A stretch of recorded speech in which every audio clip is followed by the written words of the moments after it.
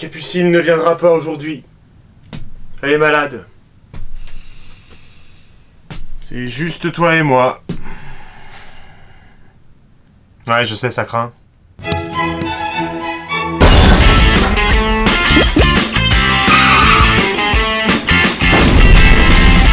Charles III, dit le Simple, naît le 17 septembre 879.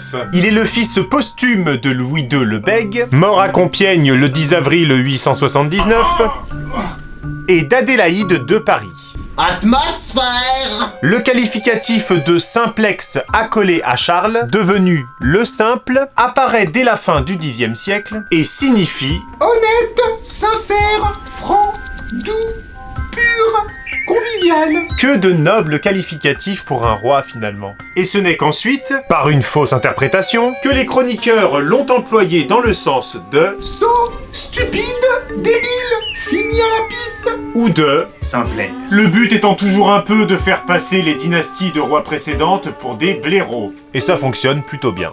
Selon l'abbé de Prume, c'est l'archevêque de Reims, Foulques le Vénérable, qui a eu la charge d'élever Charles dès sa plus tendre enfance. Mais selon une autre, Charles le Simple aurait été confié comme ses deux demi-frères, Louis III et Carloman II, aux soins d'Hugues l'Abbé. Hugues, Charles le Simple, après la disparition de ses deux demi-frères, en 882 et 884, est facilement écarté du trône par les grands du royaume, étant jugé trop jeune pour régner. En effet, les impératifs de défense en cette période troublée sous la triple menace nordique, sarrasine et magyare, ne paraissent pas vraiment compatibles avec l'accession au trône d'un tout jeune enfant. Non mais même sans guerre, un enfant sur le trône, c'est une idée de merde. En 885, les grands du royaume, avec à leur tête Hugues l'Abbé, choisissent l'empereur d'Occident Charles III le Gros pour assurer la régence du jeune Charles III le Simple. Charles III qui s'occupe de Charles III. Ça n'a posé de problème à personne. bah c'est bien pour ça qu'il y a le gros et le simple. Ouais, enfin, il y a d'autres chiffres après 3, au cas où. Et ta mère. Le 11 novembre 887, lors de la déposition de Charles III, Le gros, Charles III le simple. n'est âgé que de 8 ans. Les trop jeunes, les trop jeunes. Est-ce que j'ai une gueule d'être trop jeune? Les grands choisissent alors pour roi le puissant marquis de Neustrie et comte de Paris, Eudes, en février 888. En juin 889, alors que Charles le Simple est en train de chiller avec le comte de Poitiers et duc d'Aquitaine Ramnulf II, Eudes décide de soumettre Charles et s'avance vers lui avec une armée peu nombreuse.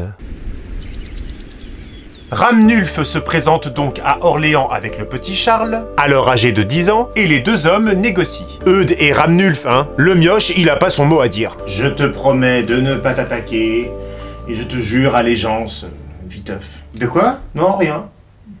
Enchaînant les échecs, Eudes devient petit à petit un monarque très contesté. franchement, il est trop naze ce roi. Ouais. Je vous entends. Et malgré ses efforts pour esquiver les complots, une conjuration pacifique voit le jour. En tête de cette conjuration, on trouve notamment l'archevêque Foulques Grand défenseur de la dynastie carolingienne. et Richard de Bourgogne. Grand défenseur du Clos Saint-Jacques. Mais c'est pas le sujet. Et en septembre 892, lors d'un plaid tenu à Verberie, les conjurés parviennent à éloigner Eudes. Vous pourriez aller passer l'hiver en Aquitaine, tenez. Mais oui, pour combattre la révolte menée par les frères de Ramnulf. Ah bon? Oui. Une fois Eudes éloigné, On doit être hors saison. Charles le Simple devient roi des Francs occidentaux. Le dimanche 28 janvier 893, En l'abbaye Saint-Rémy de Reims, comme d'habitude. Et attention aux chutes de neige. Charles est sacré par l'archevêque Foulques, Allez hop, avant que l'autre revienne. assisté des évêques de Laon, de Châlons et de Thérouanne, Y a vraiment pas besoin qu'on soit autant. et en présence d'un grand nombre de seigneurs des pays entre Seine et Meuse. Je m'ennuie sans Capucine, petit inculte. Alors tu te sors les doigts et tu participes plus activement. Eudes, un peu vexé de s'être fait prendre pour un gland, va évidemment réagir face à cette sédition. Ce coup de pute, je dirais. S'engage alors, entre les deux rois, une lutte pour le pouvoir, au cours de laquelle Eudes détruit le château d'Épernay Épernay, sortez! et met aussi le siège devant Reims. On va être bien là. En septembre 893, les partisans de Charles le Simple obligent Eudes à lever le siège. Allez, plus haut. Mais cette lutte, qui se déroule sans l'appui des grands, n'oppose que les deux partis royaux et est donc un peu stérile. Après des pourparlers, une trêve est conclue jusqu'au jour de Pâques de l'année suivante, le 31 mars 894. On se remettra sur la gueule après la chasse aux œufs. Pendant cette trêve, En fait, c'est une entourloupe. Je vais essayer d'obtenir le soutien du pape et de l'empereur. mais en vain. Et au terme de la trêve, C'est bon?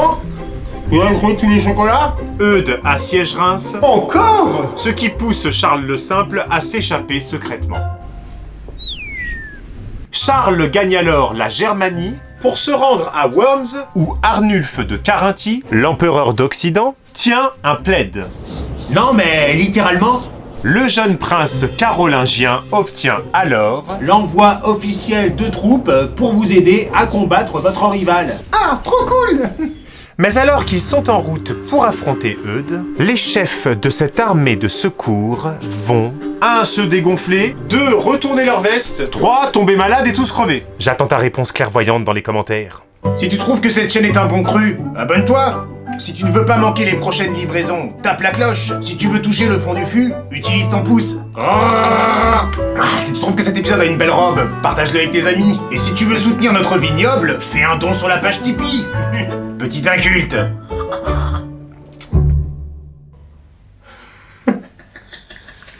Ah, ça me fait rire de sa bouche là comme ça. Puis la mèche, j'ai l'impression que ça fait un truc, c'est une catastrophe. L'envoi officiel de troupes pour vous aider... De trouble, j'ai dit. L'envoi officiel de troupes... L'envoi officiel de troupes... Oh merde, c'est pas possible. L'envoi, c'est parce qu'il y a officiel et après il y a rival. Si tu veux toucher le fond du fût, utilise ton pouce. Quelle imagination débordante, Alexis Mailly. Si tu trouves que cet épisode a une belle robe, partage-le avec tes amis. Parce que je pense qu'on t'entend rire du coup. Oh putain, ça fait hyper mal à la gorge de faire ça avec du vin. Petit inculte. Petit inculte. J'ai pas du tout envie de boire du vin à 17h. C'est terrible.